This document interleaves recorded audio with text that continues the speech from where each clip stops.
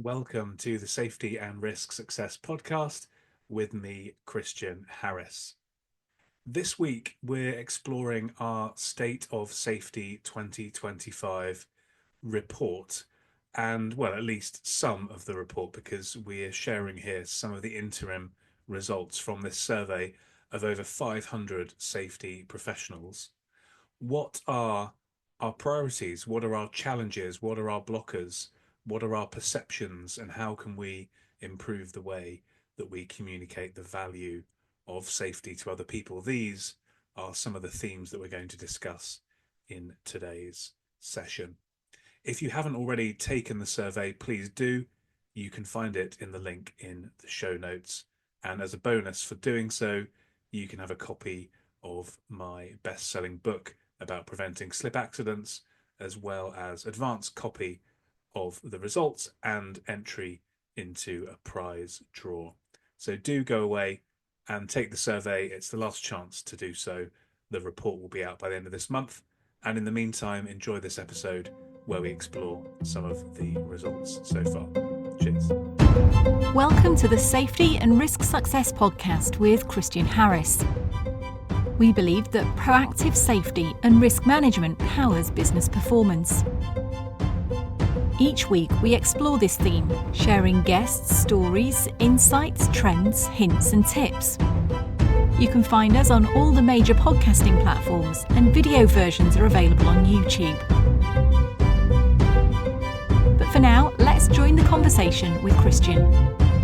So, welcome everybody to today's session, and we're going to be running through some of the results from a survey that we have been doing recently, all about the state of safety in 2025. If you haven't done the survey, there's still a little bit of time left to do so. We're going to close up for results probably in the next week or so, and then aim to get the report finalised and out there by the end of the month. And then we will publicise that on LinkedIn. If you do the survey, you get access to the results a bit earlier, and you also get a few goodies as well. So you get a copy of my book, and you get entry into a prize draw, as well as the early access to the results. So I'm going to run through some of the results as things stand so far.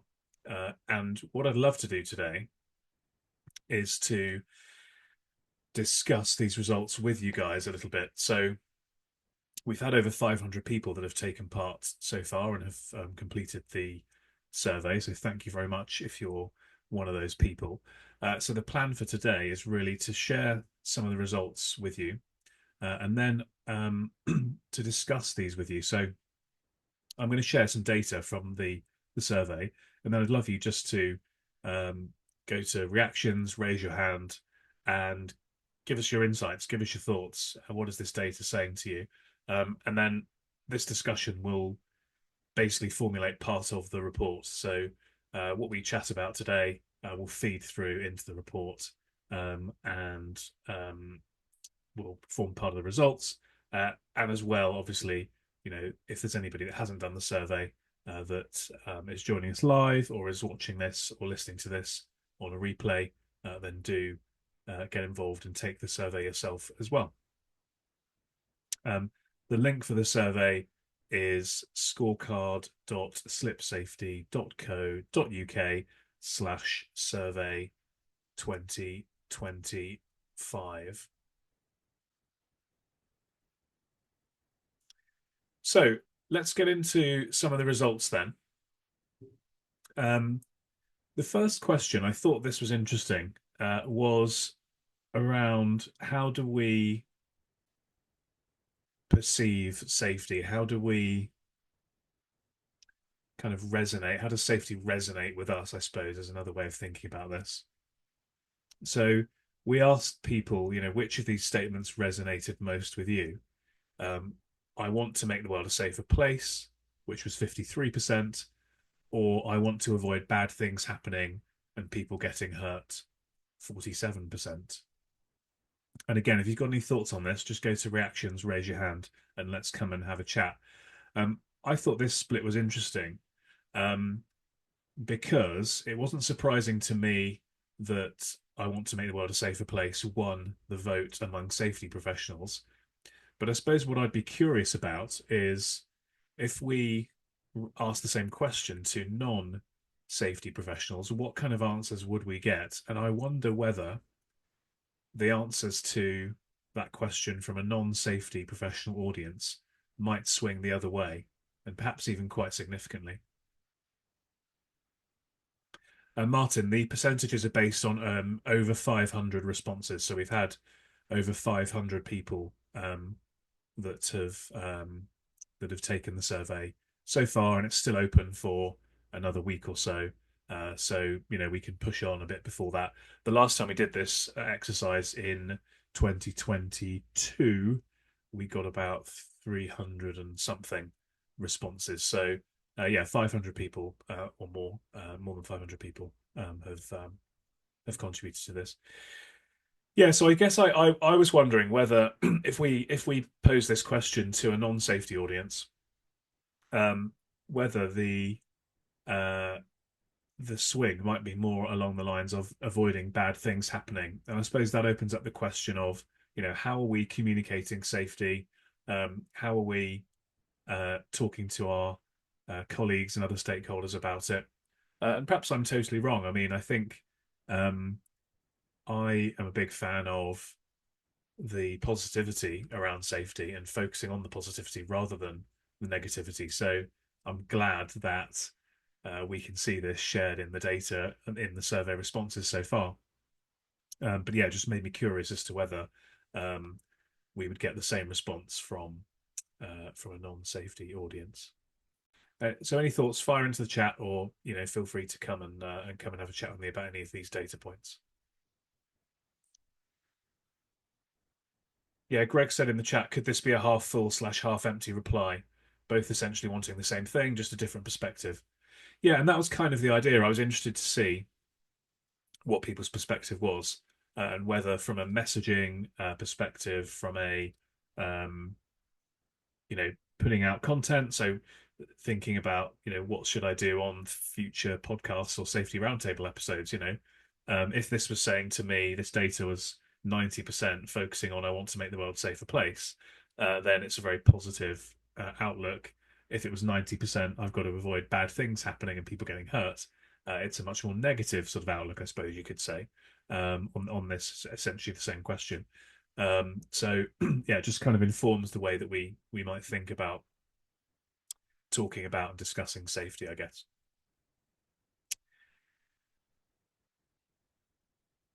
Another question I wanted to share the answers from with you. God, I butchered that sentence, didn't I? Was this: when starting a new safety role, how often do you believe you'd find areas for improvement? And the options we gave were always, often, infrequently, or never. And always had 70 odd percent, often around 20%, infrequently, I think was about 3%, or is so far, and never was 0.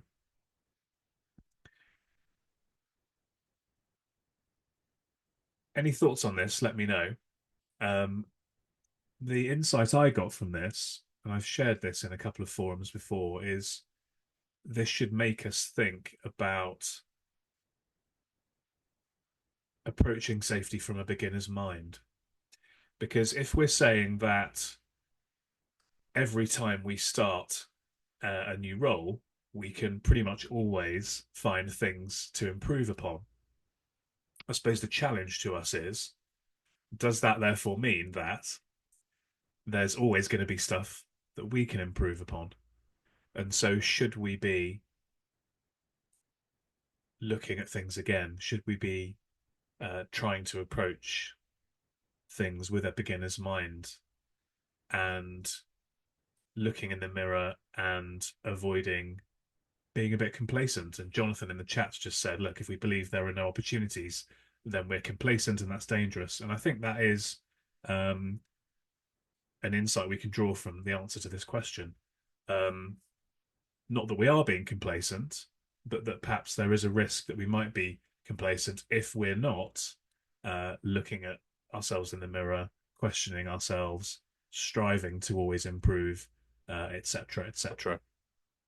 And now in my area of slip safety, um, some of the questions we asked in the survey were, what would prompt you to do more in this area? And the answers from the survey, as well as my experience over the years, is that often we're sort of happy if things are flatlining. Um, we're not being that proactive, and therefore there would be things that we could do to improve, but are we necessarily looking at them? And I don't think that's the same in every area of safety. I think we do prioritize different things at any given time, of course. Um, but just something to think about and ponder on, and maybe take away and just sort of think, could we be doing a bit more? Could we have another look at this? Um, could we could and should we approach things with a beginner's mind? There's lots firing into the chat, but nobody's being brave and coming to talk to me. Sarah, every organization does things their own way, but similar principles exist. Um, Different perspectives are good for creating innovation. My way is not always the right way. Yeah, fully agree with that. Um, Christine, we all bring different experiences to a role. I consider myself competent, but I'm sure someone taking over from me would find something to improve. Absolutely, and I suppose that's absolutely right. I would definitely agree with that perspective. So I suppose the question then, Christine, is um, pushing yourself to continually improve and try and bring different perspectives and see whether you can achieve these improvements as well yourself, which I'm sure you do. But just as a general rule, that would be kind of how I would think about this. Adele's made a good point here, actually. Your opinion as to improvement may differ from the workers. That's absolutely true. I suppose we're looking at this from the prism of safety. We're coming in as a safety um, expert, a safety professional, and looking at what we can do to improve versus what was done before. Viren's asked, no co-host today. No, no, I'm flying solo today. Flying solo on this one.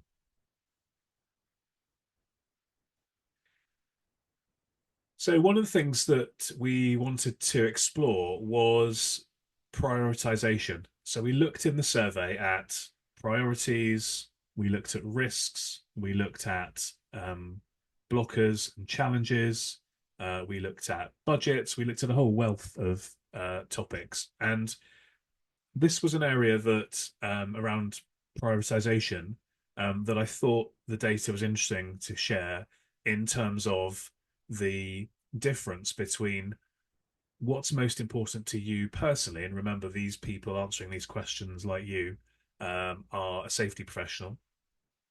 And what do you perceive as being important for your organization? So when asked what's most important to you personally between preventing harm and lowering the cost of risk, it was 92% preventing harm and 8% lowering the cost of risk.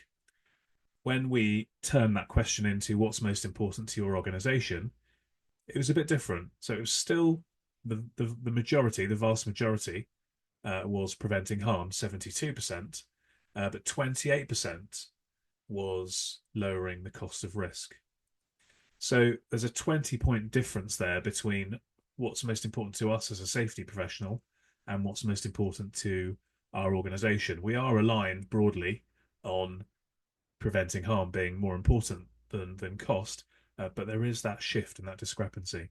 I thought this was interesting because it sort of underlines one of the points that I try and make around we've got to be speaking the language of business. And there are some more questions in the survey about this as well. How prepared are we? How apt and able are we as safety professionals to talk the language of business? How important is it to be able to show an ROI in our safety initiatives? These are some of the things that we explore in more detail in the survey as well. Any thoughts on this, guys? Is that something that resonates with you? This difference here between what seems to be important to us as a safety professional on a personal basis and what seems to be the approach that our organizations are taking.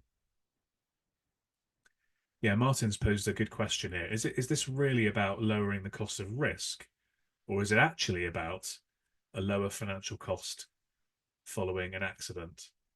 Really, really interesting way of thinking about this. And I suspect, Martin, that you're right, that it's probably thinking about the latter. Have you got any examples, Martin, that you'd be willing to share where you've kind of come across this scenario before?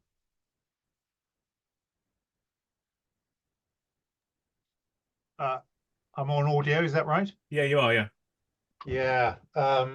So I'm the chair uh, of a charity who 9 years ago had a fatality, Mm, and we're still so living with the repercussions of that. I'm sure. Yeah. But since then, our health and safety procedures, regime, culture has been fundamentally um, uh, improved. Yeah. Um, on one hand, yes, that's to prevent harm, but it's also to prevent, if you like, future financial catastrophe should it ever happen again. Yeah. Yeah. No, absolutely. I I think wasn't you're involved 9 years ago. no, no. Yeah, I think your perspective there is really valuable because that's none of us at any level in any business would want a fatality to happen to one of our um, staff or customers or anybody visiting one of our premises or interacting with us. I'm sure about that absolutely.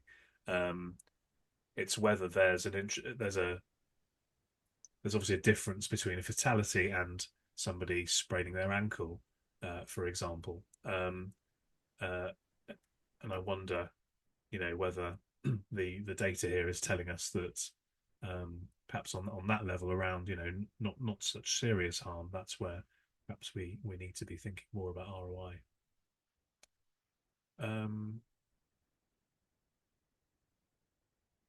Rupinder has said in the chat, unfortunately, senior operational leaders will only respond to financial cost, especially where there's a legal claim. Yeah, I absolutely agree. If there's a claim, that's going to get the attention of anybody senior that cares about the P&L and costs and reputation of the business. I think the interesting question is whether we can get people to be investing into preventative measures so to avoid those claims from happening in the first place. Viren's asked a question in the chat here. Just this is not so much about this topic, but it's an interesting question to ask. He's asking me, would I describe a mishap in or at a work environment as an incident or an accident, and why? Well, I think it depends on whether there's any harm. So you've said a mishap. I don't know if you've chosen that word deliberately. I think if there was an injury, then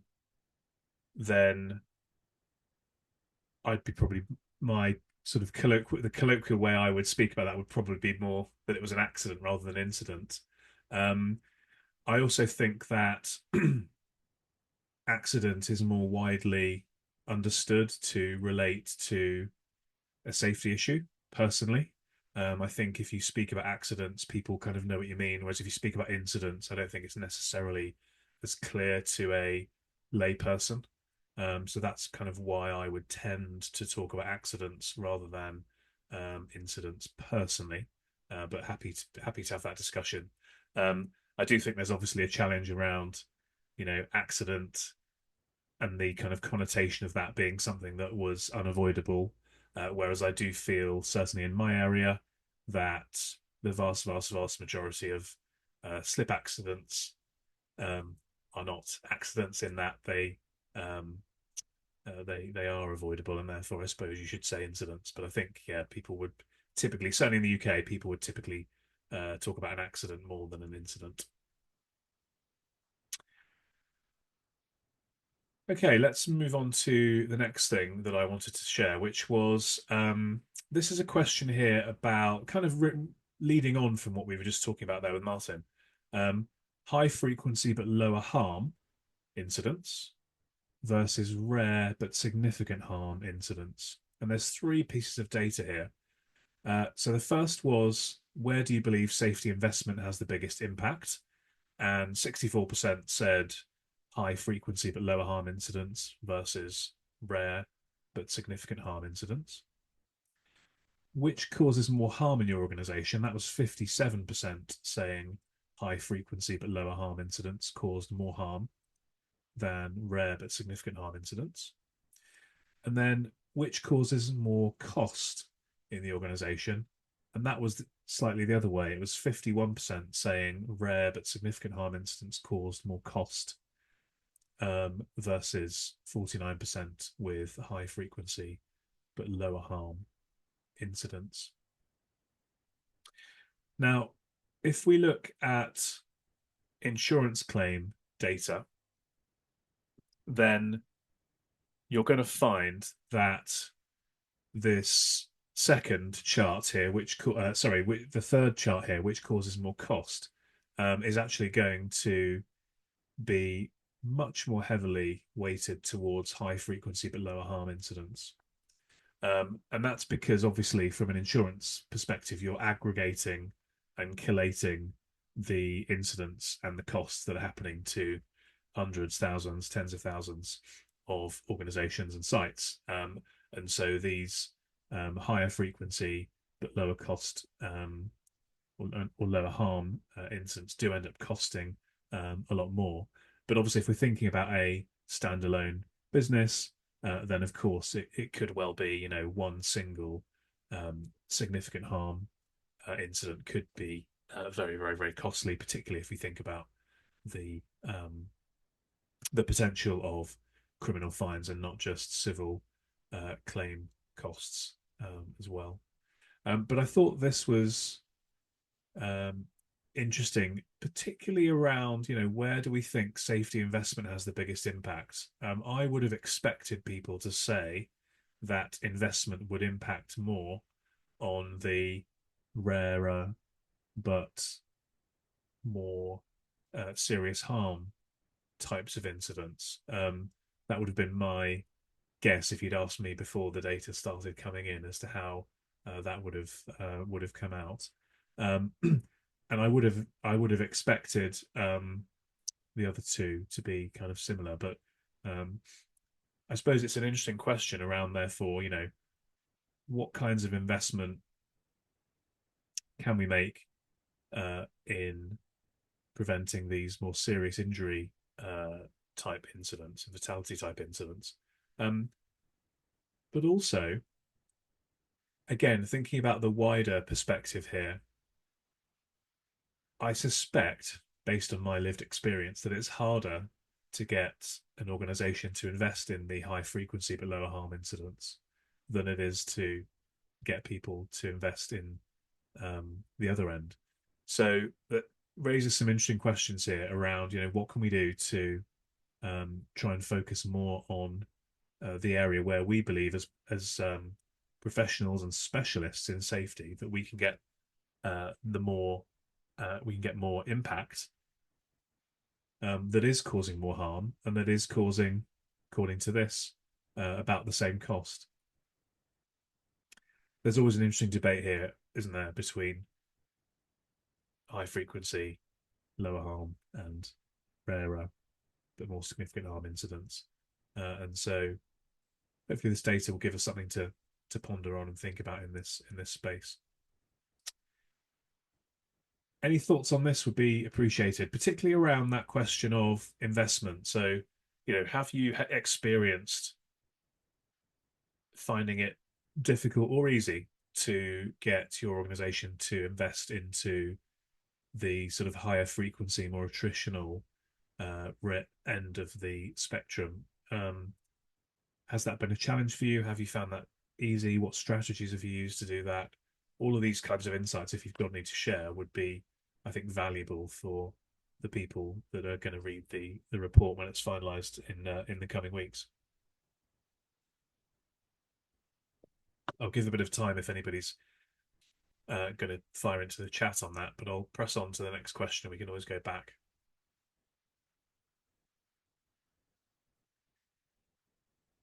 So we spoke already about positivity versus negativity in a very black and white way of thinking, and we wanted to delve into the benefits that safety brings to organizations. So we asked people to, it was a multiple choice question, so you'll see the percentages don't add up to 100 here. But we asked people to give us their view on what are the top 5 ways in which they believe safety benefits their organization. So, in order of frequency of being chosen, employee engagement and morale was number one. Positive workplace culture was number two. Those were both in over 70%. And then we're kind of dipping down to um, a sort of medium group of between sort of roughly 50 and roughly 40%, which were operational efficiency in order, employee retention, legal protection and reduced liability, business continuity and resilience, improved productivity, and better customer trust and satisfaction. And then the final three were innovation and process improvement, profitability, and attracting top talent. Adele has just mentioned rare but significant harm I find challenging as human nature can be becoming more blasé about the risk. Yeah, I think that's an interesting perspective, actually. That's an interesting perspective because, you know, let's say working at height, if you have working at height risks, everybody knows that that could cause a very, very serious injury or fatality. Um, you probably are, most organizations, doing a very good job in that area.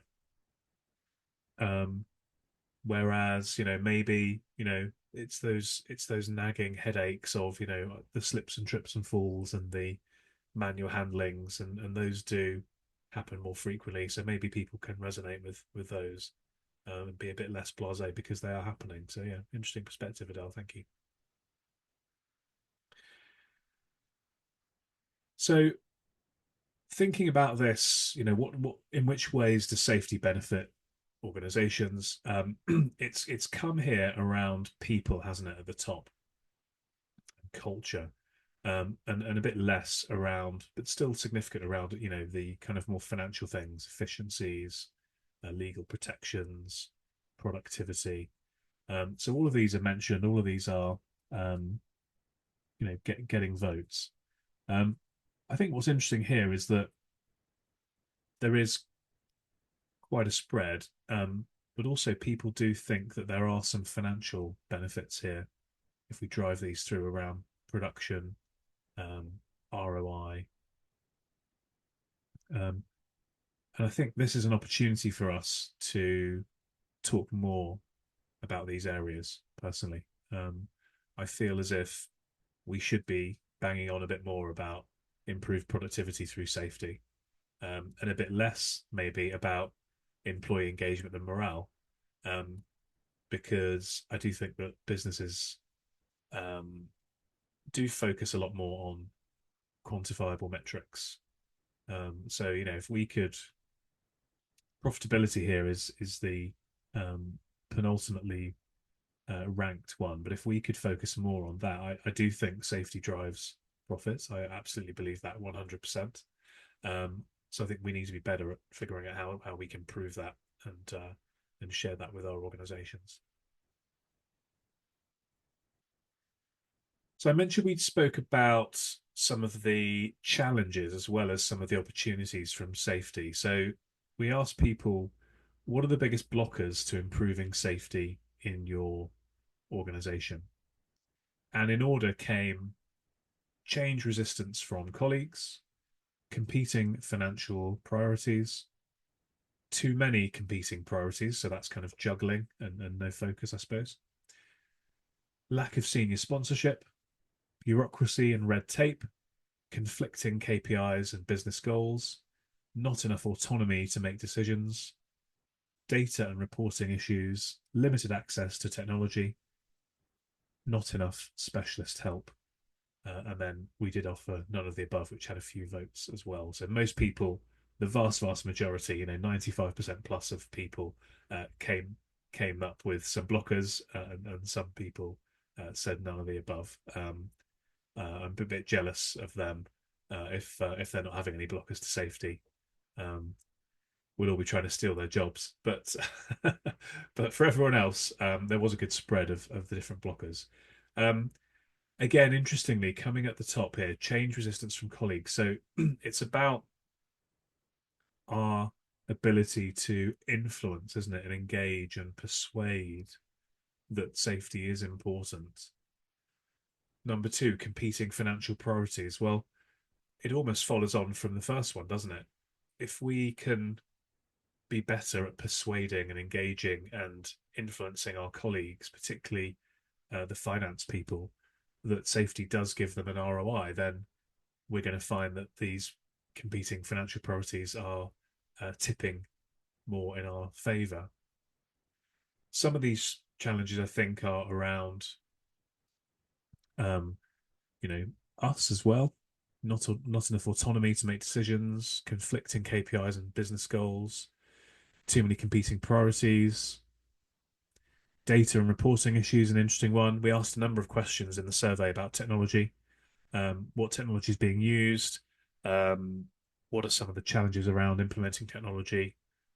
So some of those things will be touched upon in the final reports as well. Does anybody have any thoughts on this? Where have you found difficulties? What have been the blockers to you in improving safety in organizations? Perhaps not in your current organization. We don't want to be throwing any colleagues under the bus here, but perhaps in the past you've had an experience where you've been passionately advocating for something to improve safety in a particular area, and it's just been stopped from happening for you. I wonder if there's anybody that could share any examples of that. That would be interesting to talk about. In terms of looking forward for challenges, we also spoke about this.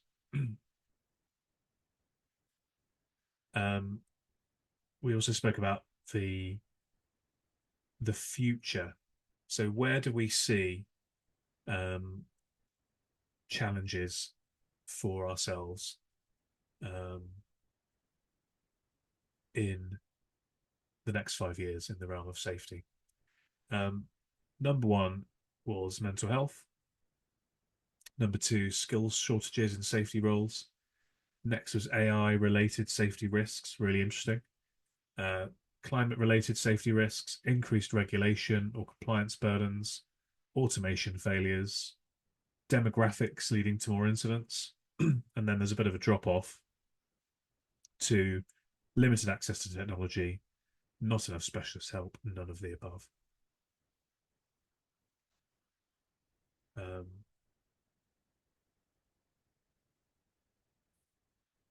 Adele mentioned, just going back to the prior question, that she noticed a rise in support from very senior leadership when COVID hit, and she says this support, luckily for her, hasn't waned. But of course, there are some conflicting business priorities.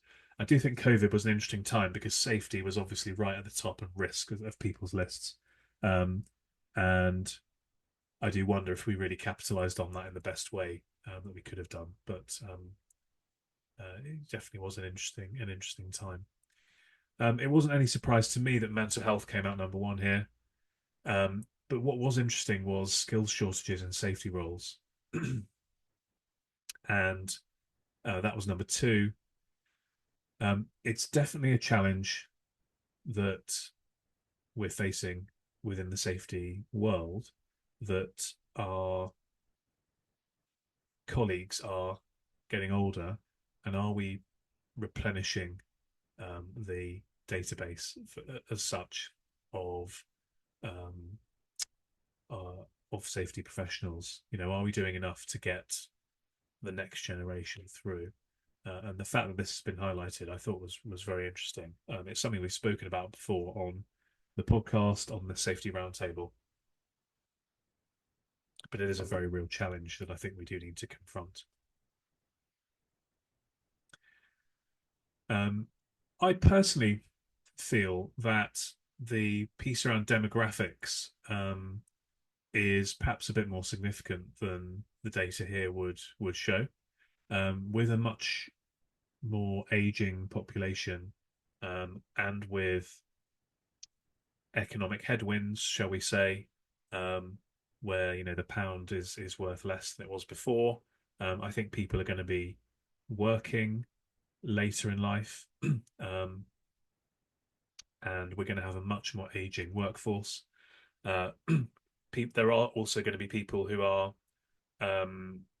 older, the baby boomers who've done well financially and aren't maybe needing to work, but they're going to be more active later in life and going out and about and doing things and visiting supermarkets and shops and cinemas and restaurants and gyms and so on and so forth, more and more and more. So, but sadly, the reality is that the older you are, the more susceptible you are to suffering from an injury from an incident, and the more costly that the recovery from that injury is. And that's just a fact. We can't change that. So I do personally think that demographics is one that we should look out for, and be focusing on perhaps a bit more than the data here might suggest. James has said, agreed, there's a need to develop a professional workforce that reflects the diversity and inclusion of the overall labour pool. Yeah, absolutely, when it comes to the safety world. Adele's dealing with people ranging from teenagers to people in their late 80s who are actually volunteering in her organisation. Axel's given a really good perspective here. As an apprentice who's just joining the world of health and safety, it was one person's passion from a previous job that got me interested. That and recognising the significant hazards I was exposed to in previous jobs. Well, Axel, thank you for joining us, firstly. Well done for getting involved in the world of safety, and well done for coming along to an event like this, because the idea of these sessions is to share insights, share examples, and allow you to grow and develop. So welcome to the world of safety, and do keep involved in some of these things. Coming towards the end of the stuff that I was going to share, you'll see here I haven't. I've done a typo, not a typo, a total missing of the title for this chart. But this chart, the question for this chart was, on a scale of 1 to 10, 10 being elated, or words to that effect, and 1 being very unsatisfied. How satisfied are you with your safety career? So this is the data that's being showed here on the screen, and quite sadly, there were quite a few people who said 1, but the average was over 7. So most people said 10, and then after that were 7 and 8, followed by 9. So the bulk of responses were in the sort of 7 plus range in terms of overall satisfaction with safety career. Christian, I'm not sure the graph you've got up on the screen is the one you're talking about. It's the right data, but the wrong title. Right. Yeah, I must have been in haste producing these slides, and therefore it's the right data but the wrong title. So the question here was, how satisfied are you with your safety career on a scale of 1 to 10? So the biggest number of responses was 10, so very, very satisfied with their safety career, and the average was over 7. And before I got involved in safety, you might know this if you've read my book or listened to me on podcasts, I was a management consultant, and we were doing a lot of data analysis and qualitative research, so interviewing people and asking them about their experiences and their thoughts on things, and basically 7 is almost the line in the sand. anything less than a 7 is kind of really pretty bad on this kind of question. So the fact that some people have voted 1 is obviously quite concerning. But anything less than 7 is really kind of bad. 7 is kind of okay. 10 is obviously very good. 8 and 9 are sort of pretty good. So the fact that we're seeing an average of between 7 and 8 suggests that people are sort of satisfied rather than massively happy. But there are some people who seem to be very, very satisfied with their career, which is great to see. So I guess again, looking at this, the challenge for us, or the thing to think about is what can we do to improve these numbers? What can we do as an industry? What can we do as a profession? What can we do as a community to try and inspire other people to support and help other people, like Axel just mentioned, to see if we can get this number a little bit higher. So that was just some key insights from the survey, and thank you for sharing your views on those. If you've got any further thoughts based on any of that data, do feel free to either unmute and give us some thoughts, or fire something into the chat.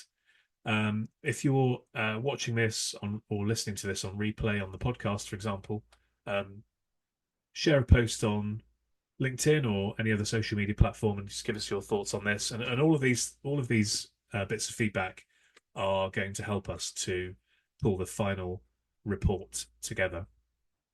If you'd like a copy of the survey, drop your email into the chat and we will ensure that you're on the list for getting the survey when it comes out towards the end of this month.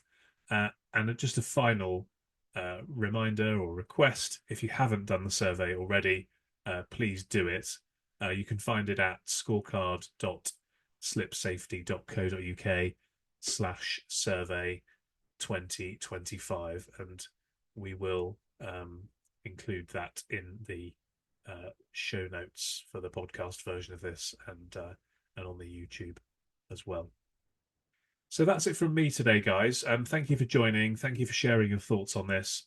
As I say, the final survey will be out very soon, by the end of the month, and we'll get copies out to those of you that have requested it. It'll be available, obviously, for people to download as and when they want to do so. Just finally, a quick housekeeping note from me. 2 weeks' time is slap bang in the middle of the school Easter holidays, and I'll be away with my family, so there won't be a safety roundtable 2 weeks today, but we will be back in 4 weeks, so that's on the 30th of April, and I will let you know what the session there is going to be in due course. Thanks everybody for joining. Hope you enjoyed it, and do, as I say, do take the survey if you haven't done already, and have a great Easter. Thanks for joining us on the Safety and Risk Success podcast. If you've enjoyed this episode, please hit follow and do share on social media. Does anyone you know spring to mind as a great guest, even yourself? If so, please contact us on podcast@slipsafety.co.uk. See you next week for another episode.